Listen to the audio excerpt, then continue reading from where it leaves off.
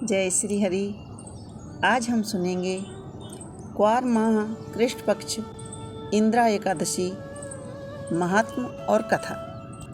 कथा के माध्यम से हम जानेंगे इंद्रसेन राजा के पिता ने नारद जी से पितृपक्ष में आने वाली इंद्रा एकादशी का व्रत करने का अपने पुत्र इंद्रसेन के पास संदेश नारद जी से पहुंचाया और कहा कि मेरा पुत्र इंद्रसेन इंद्रा एकादशी का व्रत करे और उसका पुण्य फल पितरों को अर्पण कर दे, जिससे नरक में पड़े उनके पितृ स्वर्गलोक को जा सकें। सुनते हैं कथा। युधिष्ठिर बोले कि हे भगवान, अब आप कृपा पूर्वक अश्विन मास की कृष्ण पक्ष की कथा कहिए। इस एकादशी का क्या नाम है तथा इस एकादशी के व्रत करने से कौन कौन से फल मिलते हैं, सो सब समझाकर कहिए। इस पर श्री कृष्ण भगवान बोले कि हे राजश्रेष्ठ, अश्विन मास की कृष्ण पक्ष की एकादशी का नाम इंद्रा है। इस एकादशी के व्रत करने से समस्त पाप नष्ट हो जाते हैं तथा नरक में गए हुए पितरों का उद्धार हो जाता है। हे राजन, इस एकादशी की कथा के सुनने मात्र से ही वाजपेयी यज्ञ का फल मिलता है। धार्मिक मान्यताओं के अनुसार सतयुग में महिष्मती नाम की नगरी थी।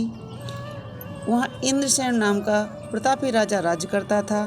एक समय जबकि राजा अपनी राजसभा में सुखपूर्वक बैठा हुआ था, महेश्वरी नारद जी आकाश मार्ग से उतरकर वहाँ पर आए। नारद जी बोले कि हे राजन, आपके राज्य में सब कुशल तो है? मैं आपकी धर्मपरायणता देख करके अत्यंत प्रसन्न हूँ।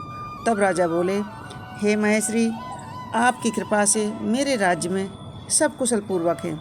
इस पर नारद जी बोले कि हे राजन, मुझे एक महान आश्चर्य हो रहा है कि एक समय जब मैं ब्रह्मलोक में यमलोक को गया, तब तो उस जगह यमराज की सभा में मैंने तुम्हारे पिता को देखा। तुम्हारे पिता महान ज्ञानी, दानी तथा धर्मात्मा थे। वह एकादशी के व्रत बिगड़ जाने से यमलोक को गए हैं। तुम्हारे पिता ने मुझसे तुम्हारे लिए एक समाचार भेजा है कि यदि मेरा पुत्र इंद्रसेन अश्विन मास के कृष्ण पक्ष की इंद्रा एकादशी का व्रत करे और उसका फल मुझे दे दे, तो मेरी मुक्ति हो जाए। इस लोक से छूटकर मैं स्वर्गलोक में वास करूं। जब राजा ने महेश नारद जी से ऐसे वाक्यों को सुना तो उसे महान दुख हुआ और इंद्रा एकादशी के व्रत की विधि पूछने लगे कि हे नारद जी, अब आप मुझे इस एकादशी का व्रत का विधि बताइए। इस व्रत पर नारद जी बोले कि हे राजन, अश्विन मास की कृष्ण पक्ष की दशमी के दिन प्रातः काल श्रद्धा सहित स्नान करना चाहिए। इसके पश्चात दोपहर को भी स्नान करना चाहिए।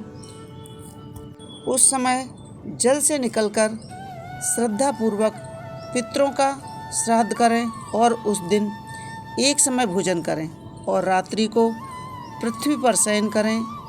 इससे दूसरे दिन अर्थात एकादशी के दिन प्रातः काल दातून करें और स्नान करें। उसके पश्चात भक्ति पूर्वक व्रत को धारण करें और कहना चाहिए कि मैं आज निराहार रहूँगा, समस्त भोगों को त्याग दूँगा, इसके पश्चात कल भोजन करूँगा। हे भगवान, आप मेरी रक्षा करने वाले हैं। आप मेरे व्रत को निभाएं। इस प्रकार आचरण करके दोपहर को शालिग्राम भगवान की पूजा करें और भोग लगावें। भोजन में कुछ हिस्से को गौ को दे दें और विष्णु भगवान की धूप दीप नैवेद्य आदि से पूजा करें और रात्रि को जागरण करें। उसके पश्चात द्वादशी के दिन मौन होकर बंधुओं सहित भोजन करें।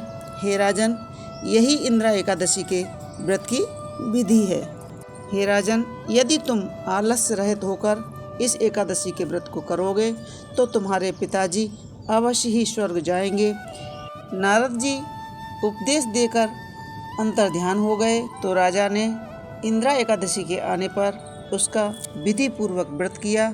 बंधु बांधवों सहित इस व्रत के करने से आकाश से पुष्पों की वर्षा हुई और राजा का पिता यमलोक से गरुड़ पर चढ़कर स्वर्ग को गए। राजा इंद्रसेन भी एकादशी के व्रत के प्रभाव से इस लोक में सुख भोग कर अंत में स्वर्ग को गए। श्री कृष्ण भगवान कहने लगे कि हे धर्मराज युधिष्ठिर, यह मैंने तुम्हारे सामने इंदिरा एकादशी का महात्म का वर्णन किया। इस कथा के पढ़ने और सुनने मात्र से ही समस्त पाप नष्ट हो जाते हैं और अंत में स्वर्गलोक में वास करते हैं। यह थी छोटी सी श्राद्ध पक्ष में पढ़ने वाली यानी पितृपक्ष में पढ़ने वाली इंदिरा एकादशी व्रत का महात्म और कथा। आगे आने वाले व्रत और त्योहारों की कथाएं इसी तरह सुनने के लिए आप हमारे चैनल को सब्सक्राइब अवश्य कर लें, बेल आइकन को दबा करके नोटिफिकेशन ऑन करें, इसलिए सबसे पहले नोटिस आपके पास पहुंच सके और कथा का पुण्य फल आप उठा सकें। जय श्री हरि।